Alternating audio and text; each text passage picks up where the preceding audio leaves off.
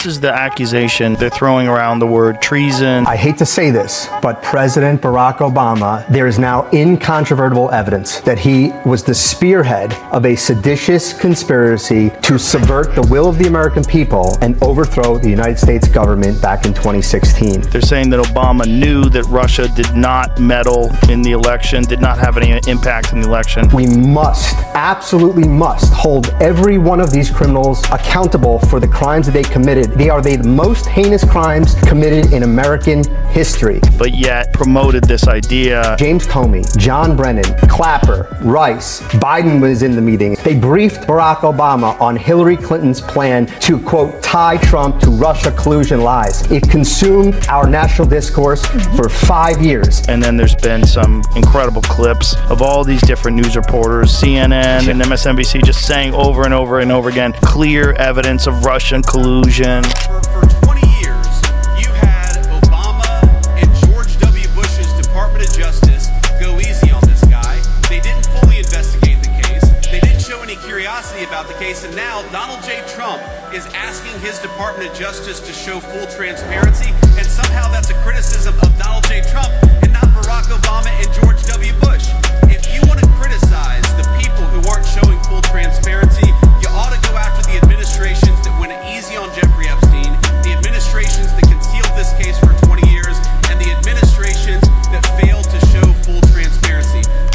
When a former president's polished image collides with the blunt force of unfiltered truth, the cracks don't just appear, they gape wide open. Joe Rogan strikes with the precision of a sniper and the weight of a wrecking ball, while JD Vance delivers a sharp, unexpected jab that leaves no room for political spin. What begins as a roast quickly turns into a demolition. Full screen. What you know now, you wish you had a third term.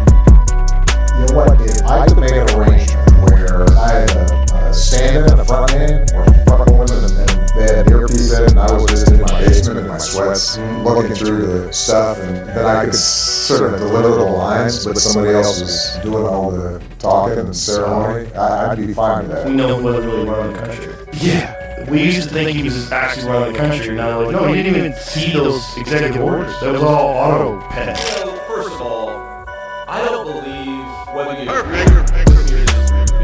agree with Donald Trump or disagree with him. I don't believe in hectoring voters. I believe in persuading voters. Support is not something I'm given or something I'm owed.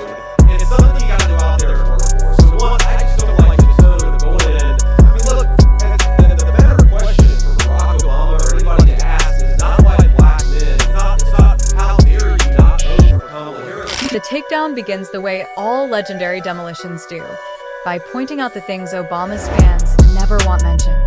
The carefully crafted image, the smooth speeches, the signature pauses that made half the country swoon, as if they were listening to poetry instead of policy.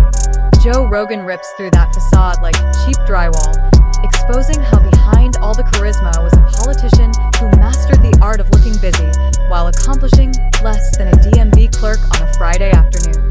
Rogan doesn't hold back, portraying the former president as a man who could sell hope like a product, but once the cameras stopped rolling, couldn't deliver it without a teleprompter, a team of writers, and an audience willing to overlook 8 years of mixed results. He gets a glass of Flint tap water, and I swear to God, he drinks it like this.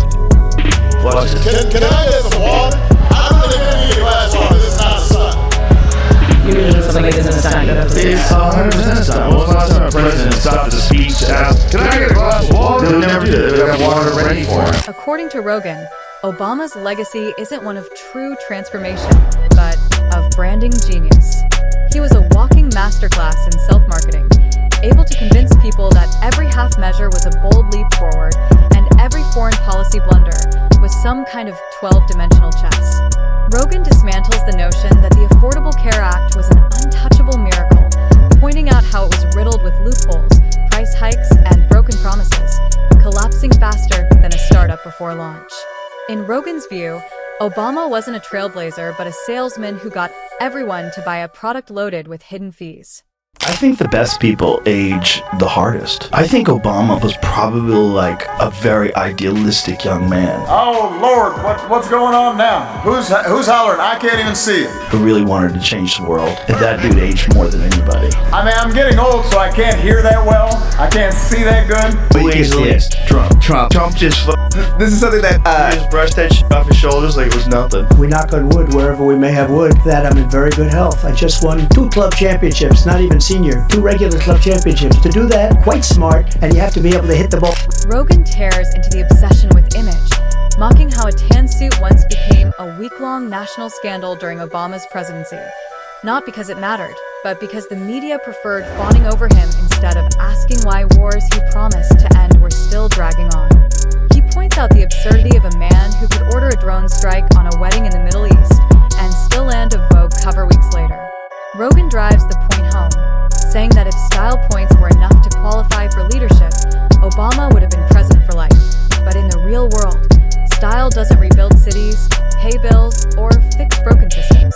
Amount of backstabbing that's going on. That's a very disrespectful attack on the American people who deserve the truth. They deserve to have faith and trust in the integrity of our democratic republic, which has been undermined by President Obama through his direction of this manufactured fake intelligence document, knowing that it was filled with lies. Like when she got into office, you realize like you're not really in control of everything because there's another person who's in control of each individual department, and they'll stop whatever you're trying to do every step of the way. They get in the way of everything. What are you gonna do? You're gonna replace everybody? Just when the roasting hits full boil, JD Vance steps in with the first of his 3 sharp shots. He takes aim at Obama's supposed connection to the working class, dismantling the myth that he was ever truly one of them. Vance highlights how Obama loved to talk about middle America, but treated it more as a campaign backdrop than a real priority. He drives the point home by noting that under Obama's watch, jobs in the Rust Belt didn't return. They disappeared even faster, replaced by speeches about the inevitability of globalization. It's a precise strike that exposes Obama's Midwestern photo ops as little more than political theater. Obama during his Kamala Harris administration, it changed my opinion of that guy. I don't understand how we got so toxic, so divided, so bitter. He said he wanted generals like Adolf Hitler had. Donald Trump said that. Did you have a high opinion of them? Yeah, I did just as an intelligent person, a statesman. He's probably like caught up in the system. It's very difficult to make real meaningful change. Think you're gonna do something and then you get into office and you're like, oh God, what a quagmire this place is. But watching him just straight up lie about